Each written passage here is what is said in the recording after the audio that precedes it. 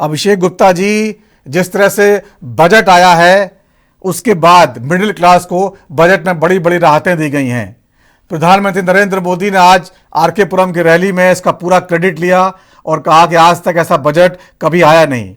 और इसके बाद दिल्ली में चूंकि आधी आबादी मिडिल क्लास की है, आधे वोटर्स हैं, तो ये माना जा रहा है कि इसका असर दिल्ली के चुनाव पैटर्न में पड़ेगा। चूंकि केजरीवाल जी ने भी कहा था मिडिल क्लास को सरकार ने कुछ दिया नहीं है, निचोड़ा है, इस बार मैं मांग करता हूं बजट में ये करिए वो करिए, और काफी कुछ करके मोदी जी ने मिडिल क्लास को खुश कर दिया है। यहां से क्या आम आदमी पार्टी के लिए थोड़ी सी दिक्कत शुरू नहीं होती, आपको लगता है? बिल्कुल नहीं नवीन जी। सबसे पहले जो अरविंद केजरीवाल जी ने मिडिल क्लास की बात करते हुए प्रधानमंत्री जी को पत्र लिखा था, उसमें 7-8 डिमांड उन्होंने की थी। वो डिमांड क्या थी? उन्होंने बोला था एजुकेशन का बजट जो हमारे देश में अभी सिर्फ 2% अलॉट किया जाता है टोटल बजट का, उसकी संख्या बढ़ाकर 10% करनी चाहिए। केंद्र सरकार ने उसमें कुछ चेंज नहीं किया। दूसरा, उन्होंने बोला था कि प्राइवेट स्कूल्स जो अपनी फी का अंधाधुंध बढ़ाते रहते हैं उसको रेगुलेट करने की जरूरत है। केंद्र सरकार ने इस पे भी कोई समाधान नहीं निकाला है। हेल्थ का बजट बढ़ाने की उन्होंने मांग की थी, उस पे भी केंद्र ने कोई स्टेप नहीं उठाया है। उनको केजरीवाल जी ने डिमांड की थी कि एसेंशियल कमोडिटीज पे से जीएसटी हटना चाहिए।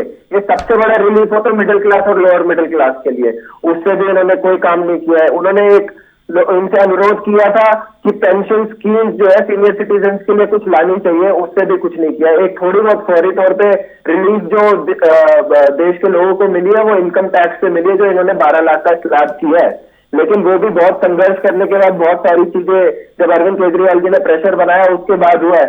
और आपको सबसे बड़ी चीज जानकर हैरानी इस चीज की होगी नवीन जी, दिल्ली की जनता केंद्र सरकार को लगभग 1,75,000 करोड़ का टैक्स देती है अलग अलग तरीके से, और दिल्ली को रिटर्न में क्या मिलता है? 325 करोड़, मात्र 325 करोड़ रुपए हमको मात्र दिल्ली के लोगों को मिलता है। और दिल्ली के लोग देते हैं 1,75,000 करोड़।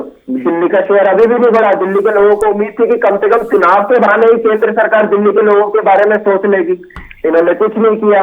इसका सबसे बड़ा कारण यह है कि दिल्ली की जनता से भाजपा के लोग नफरत करते हैं। नफरत क्यों करते हैं? क्योंकि पिछले 25 साल से भाजपा दिल्ली में नहीं आ पाई है। ये दिल्ली के लोगों से नफरत करते हैं, ये दिल्ली के लोगों की भलाई के लिए कोई काम नहीं करते। एक काम बता दें जो उन्होंने दिल्ली की जनता के लिए किया, यूनियन बजट है। यूनियन बजट का अगर आप कंपैरिजन करोगे दिल्ली के बजट से या दिल्ली के स्कीम से, तो अरविंद केजरीवाल जी की स्कीम जो दिल्ली में चल रही है, चाहे वो बिजली की हो, पानी की हो, स्वास्थ्य की हो, फ्री बसेस की हो, एजुकेशन की हो, हर परिवार को लगभग 25,000 रुपए महीना बचता है।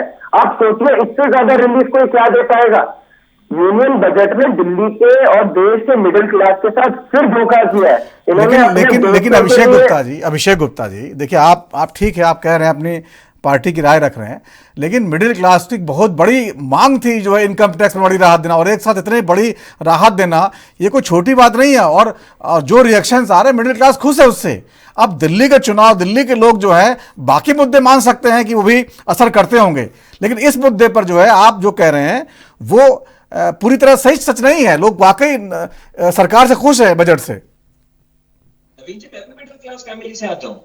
मेरे भी घर वाले ऐसी नौकरी करते हैं, मैं भी खुद भी नौकरियां करता हूँ। आप ये समझिए कम से कम चुनावों के दौरान ही दिल्ली का बजट, तो दिल्ली का शेयर तो बढ़ाना चाहिए था ना। 1,75,000 करोड़ का जो टैक्स दिल्ली की जनता देती है, उनको रिटर्न में क्या मिलता है? 325 करोड़।